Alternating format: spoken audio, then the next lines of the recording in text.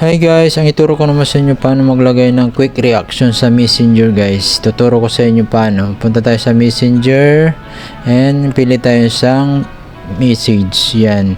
Yun, papalitan natin yung lights. Punta tayo sa setting. Click natin yan guys. Tapos yan, yung quick reaction. Click natin yun guys. Tapos palitan natin emoji or avatar kung anong gusto nyo guys. Yan. Tulad yan, yung may heart na hawak nyo guys.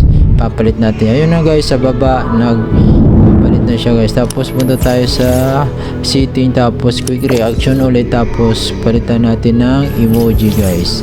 Yan, yung may heart na sa na emoji guys. Yan na guys. So naka-input na dun sa quick reaction no, sa message. Pag magmi-message kayo guys, yun mag-a-appear na yun guys. Ganun lang kadali magpalit ng quick reaction sa Messenger guys, o sa pag-message nyo guys. Mag-a-appear na yun pag click lang natin, o papalitan nyo lang guys. Ganun lang kadali guys. I hope na nakatulong sa inyo guys.